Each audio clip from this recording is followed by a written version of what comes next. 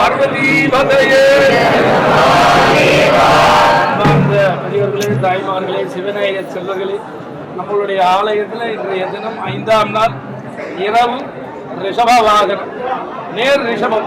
பிரதோஷ ரிஷபம்லாம் சைடில் இருக்கும், இந்த ரிஷபம் நேராக இருக்கும். சுவாமி இந்த மாதிரி சுவாமி பார்க்கறது அவ்வளோ பெரிய விசேஷம். அந்த சுவாமி போய் தரிசனம் பண்ணாமா, மேலே ரிஷபத்து மேலே சாமியை வச்சு உட்கார வச்சு கொடையை போட்டு தீபாரணை பண்ணுறாங்கல்ல, அந்த தீபாராதனைக்கு தான் மிகப்பெரிய அற்புத சக்தியை சாமி கொடுத்துருக்காரு. ஏன்னா மற்ற வாகனங்களுக்கெல்லாம் அந்த அளவுக்கு ஒரு அமைப்பை கொடுக்கல. ஏன்னா இன்னைக்கு காலையில் பார்த்தீங்க இல்லையா, நந்தி தேவர் தாத்தால வந்தா பாருங்க, அவரும் சுவாமிக்கு அருகாமையில் இருக்கவர் தான். இவர் இன்னும் கிட்ட இருக்கிறார், கீழவே எப்பவுமே வச்சுட்டு இருக்காரு. அந்த ரிஷபத்தை நம்ம சொல்றோம் இல்லையா, காலைன்னு சொல்றோம் பாருங்க சுவாமி. அந்த அந்த சுவாமி பேர் வந்து காலைன்னு நம்ம சொல்றோம். அவரை எதுக்காக பண்றாருன்னு கேட்டீங்கன்னா, வெள்ளை கலர்ல இருக்கு பத்தியா சுவாமி, தூரத்துல இருந்து பார்த்தோம்னா வெள்ளையா தெரியும் சுவாமி. அந்த அந்த மாடு அதெல்லாம் பார்க்கச்ச வெள்ளை கலர் இருக்கும். அந்த மாதிரி நம்மளுடைய உள்ளங்கள்லாம் தூய்மையா மாறுமா யாரை தரிசனம் பண்ணா. இவரை நேர்பார்வையில பார்க்கச்ச, சைடு பார்வையில பார்க்கறத விட அப்படி நேர்பார்வையில பார்க்கச்ச, அந்த இந்த 2 கண்ணுல, ஒரு கண்ணு சூரியன், ஒரு கண்ணு சந்திரன், அப்படியே சுவாமி எல்லா நேரில இருந்து சுவாமி கிட்டே இருந்து அப்படியே ஞான மழை பொழியுமா. இன்னைக்கு ராத்திரி உச்சம் பார்க்கறவங்களுக்குலாம் ஞான மழை, பணமழை இல்ல, அது தூக்கி ஒத்தி ஓடு, அது தண்டாது. ஞான மழை நமச்சிவாயவே ஞானமும் கல்வியும், நமச்சிவாயவே நான் அறிவித்தையும், நமச்சிவாயவே நான் நவின்றி ஏத்துமே, நமச்சிவாயவே நன்னெறி காற்றுமே.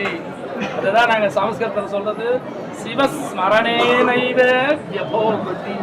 நமச்சிவாய சொல்ல மறந்துட்டா கூட 2 எழுத்து மந்திரம் இருக்கு பத்தியா, சி வா, அதை வரலமானா சொல்லுங்கன்ற. வேதம் தெரிஞ்சு பண்ணா ரொம்ப விசேஷம். அதனுடைய உட்பொருளா இருக்கிற 5 எழுத்து மந்திரம் நமச்சிவாய தெரிஞ்சா ரொம்ப சூப்பர் கிரேட். நீங்கெல்லாம் இப்ப கூட நம்ம லாய்க்கு இல்ல, அந்த சி வா திட்டுவாங்க இல்லையா, அச்சு அப்படின்னாங்கன்னா அப்ப சி வந்துருச்சு நம்மளுக்கு அப்படின்னா முடிஞ்சு போச்சு. எது அந்த திட்ட விஷயத்திலேயே சிவா வந்து ஒன்ன வந்து சேரும். நீங்க யாருமே போச்சு வேணும், அடே அப்பா சிவன் மாதிரி நம்மளை திட்டுறாங்கப்பா, சிவசிவா சிவசிவான்னு திட்டுறாங்கப்பா நம்மள. அப்படி எடுத்துக்கக்கூடிய ஒரு பக்குவ நிலை சிவபெருமான். அது சிவபெருமான் கிட்ட வர வர அந்த ஆன்மாவானது பக்குவ நிலைக்கு அடையுமா.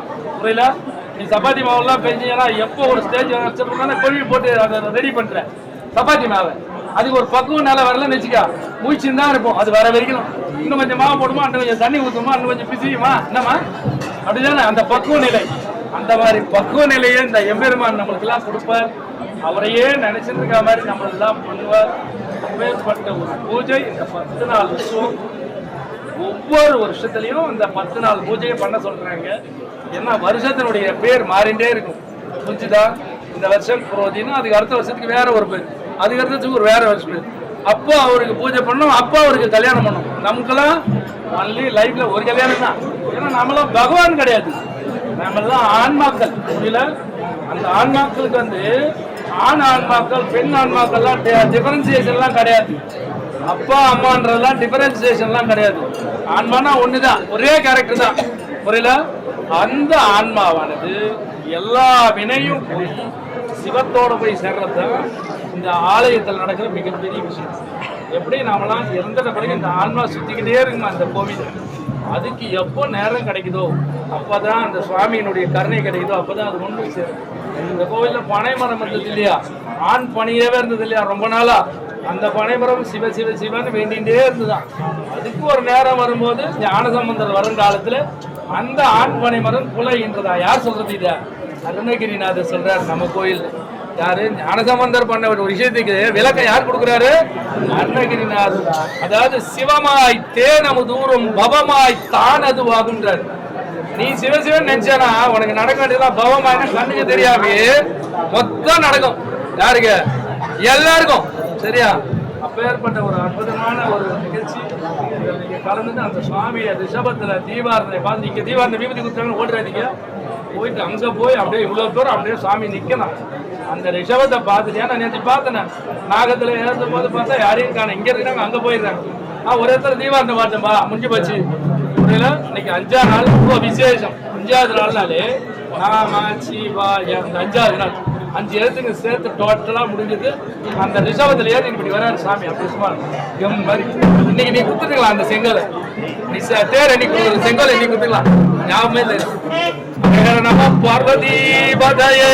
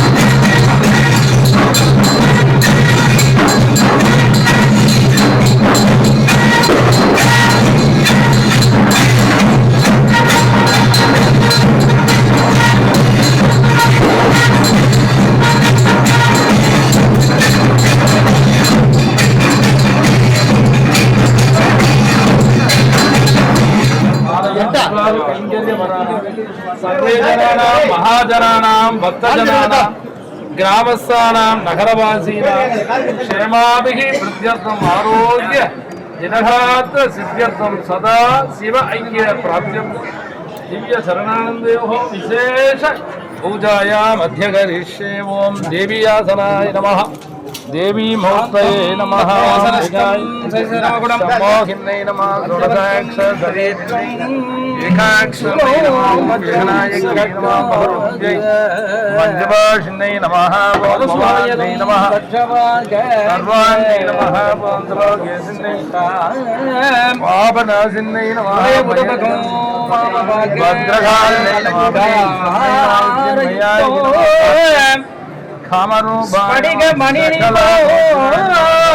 पार्वतीशो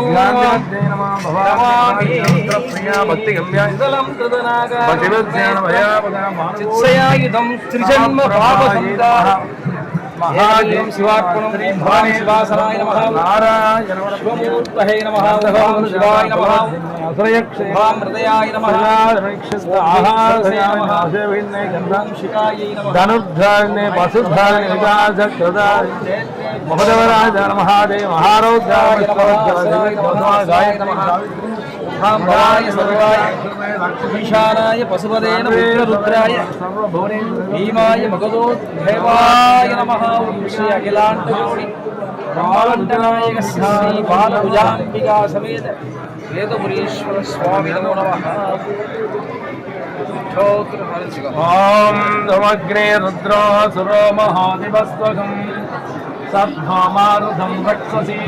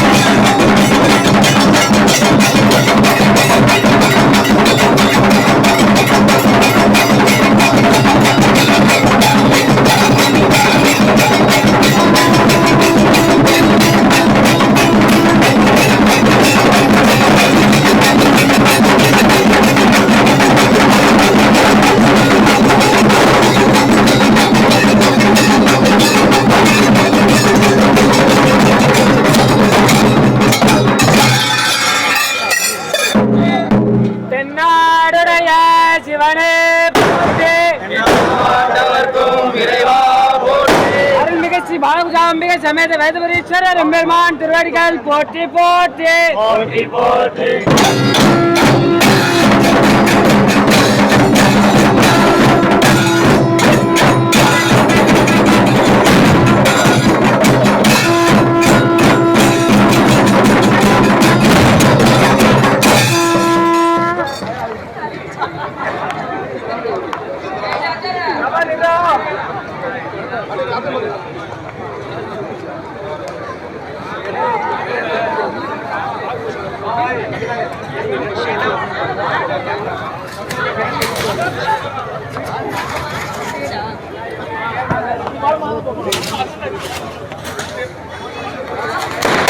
ஓகே பாய், போதும் பாய்.